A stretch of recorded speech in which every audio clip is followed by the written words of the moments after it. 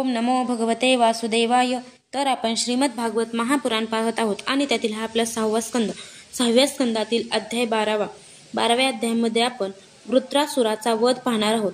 श्री सुखदेव म्हणतात, राजन, वृत्रासूर रणभूमीवरच आपल्या शरीराचा त्याग करू इच्छित होता, कारण त्याला विजयाहून मृत्यू श्रेष्ठ वाटत होता.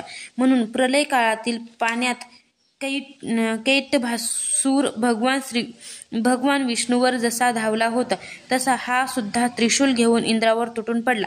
प्रलयकालीन अग्नीच्या ज्वाळांसारख्या तीक्ष्ण टोकांचा त्रिशूल फिरून वीर वृत्रासुराने तो अत्यंत वेगाने इंद्रावर फेकला आणि अतिशय क्रोधाने गर्जना करून तो म्हणाला, नीच इंद्रा, तू वाचणार नाहीस.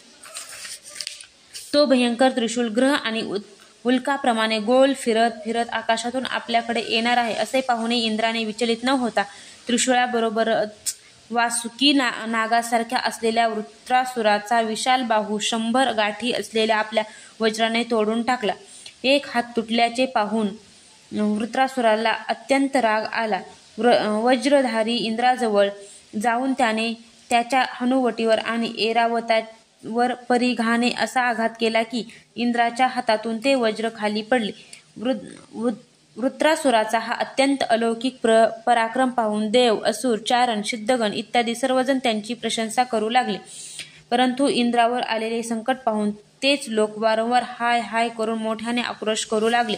हे वज्र इंद्रांच्या हातातून सुटून वृत्रासुराजवळच जाऊन पडले होते, म्हणून लज्जित होऊन इंद्राने ते पुन्हा उचलून घेतले नाही. तेव्हा वृत्रासुर म्हणाला, इंद्रा, तू वज्र घेऊन तुझ्या शत्रूला मारून टाक. ही खेद करण्याची वेळ नाही. सर्वज्ञ सनातन आदिपुरुष भगवानच जगाची उत्पत्ती, स्थिती आणि प्रलय करण्यास समर्थ आहेत. त्यांच्या व्यतिरिक्त इतर देहाभिमानी आणि युद्ध करू इच्छिणाऱ्या विचारी लोकांना नेहमीच विजय मिळतो असे नाही.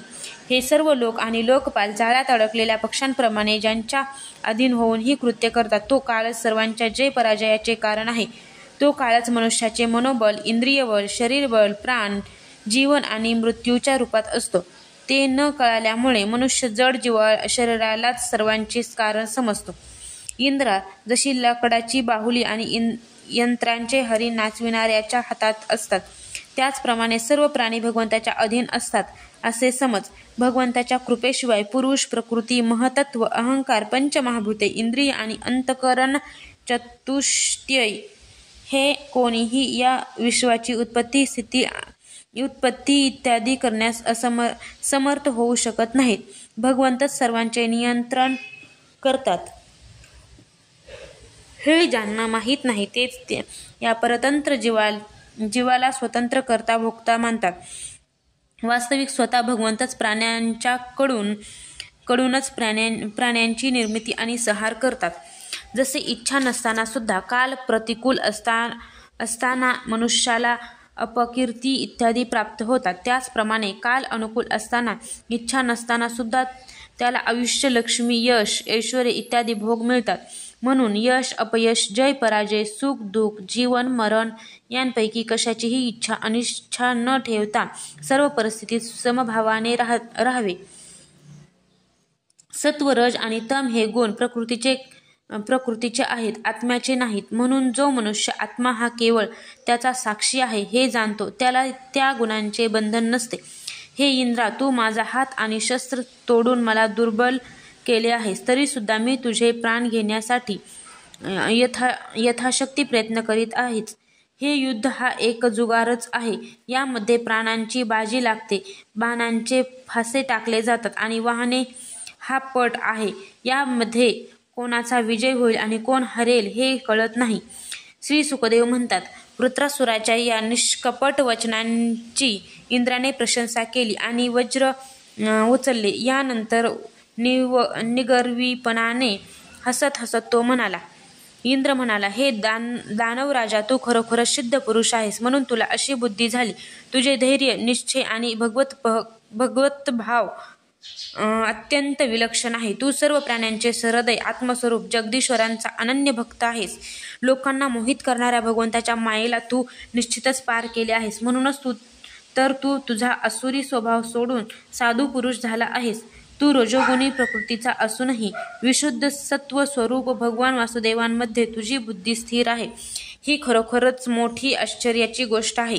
ज्याची परम कल्याणप्रद भगवान श्रीहरींच्या ठिकाणी भक्ती असते त्याला क्षुद्र भोगांची कारी पर्वा. जो अमृताच्या समुद्रात विहार करीत असतो त्याला खड्ड्यातील पाणी काय करायचे. श्री सुखदेव म्हणतात, परीक्षिता, अशा प्रकारे योद्ध्यांमधील श्रेष्ठ महापराक्रमी इंद्र आणि वृत्रासुर धर्मांचे तत्व जाणण्याच्या इच्छेने एकमेकांशी संवाद करीत युद्ध करू लागले. राजन, आता शत्रुसूदन वृत्रासुराने पोलादाने बनविलेला एक भयंकर परीघ डाव्या हातात घेऊन गरगर फिरवीत इंद्रावर फेकण्याचा विचार केला. परंतु इंद्राने वृत्रासुराचा तो परीघ व हत्तीच्या सोंडेप्रमाणे असलेला त्याचा लांब हात आपल्या 100 पेरे असलेल्या वज्राने एकदमच तोडून टाकला. दोन्ही भुजा मुळांपासून तोडल्याने वृत्रासुराच्या दोन्ही खांद्यांमधून रक्ताच्या धारा वाहू लागल्या. त्याचवेळी असे वाटत होते की जणू काही इंद्रांच्या वज्राने पंख तुटलेला एखादा पर्वतच आकाशातून पडला आहे. पायी चालणाऱ्या पर्वताप्रमाणे अत्यंत प्रचंड शरीर असणाऱ्या वृत्रासुराने आपली हनवटी जमिनीला आणि वरचा ओठ स्वर्गाला लावला आणि आकाशाप्रमाणे विशाल मुख, सापासारखी भयानक जीभ व मृत्यू समान क्रूर दाढा यांनी तो जणू काही त्रैलोक्याला गिळीत आपल्या पायाच्या टाचांनी पृथ्वीला रगडीत आणि अत्यंत वेगाने पर्वतांची उलथापालथ करीत इंद्राजवळ आला. त्याने ऐरावत हत्तीसह त्याला गिळून टाकले.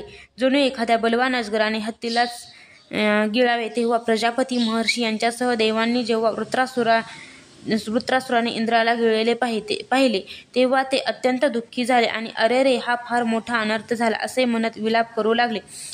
बल दैत्यांचा संहार करणाऱ्या देवराज इंद्राने नारायण कवच धारण केल्यामुळे आणि योगमायेचे बळही त्यांच्याजवळ असल्यामुळे वृत्रासुराने गिळून टाकल्यानंतर त्याच्या पोटात जाऊनही तो मरण पावला नाही. त्याने आपल्या वज्राने त्याचे पोट फाडले आणि पोटातून बाहेर पडून अत्यंत वेगाने पर्वत शिखरांप्रमाणे उंच असलेले त्याचे डोके उडविले. सूर्यादी ग्रहांना उत्तरायण दक्षिणायनात स्वतःची गती पूर्ण करण्यास जेवढा वेळ लागतो तितके दिवस म्हणजे 1 वर्षभर वृत्रासुराच्या वधाचा योग होईपर्यंत फिरत राहतात. त्या तीव्र वेगवान वज्राने त्याची मान सर्व बाजूंनी कापून जमिनीवर टाकली. त्यावेळी आकाशात दुदुंभी वाजू लागल्या. महर्षींच्या बरोबरीने गंधर्व, सिद्ध इत्यादी वृत्रासुराचा वध करणाऱ्या इंद्राचा पराक्रम सूचित करणाऱ्या मंत्रांनी त्यांची स्तुती करून आनंदाने त्यांच्यावर पुष्पवर्षाव करू लागले. हे शत्रुदमन परीक्षिता, त्यावेळी वृत्रासुराच्या शरीरातून त्याची आत्मज्योत बाहेर पडून इंद्रादी सर्वजण पाहत असतानाच सर्व लोकातील भगवंताच्या स्वरूपात ती विलीन झाली. अध्याय 12 समाप्त.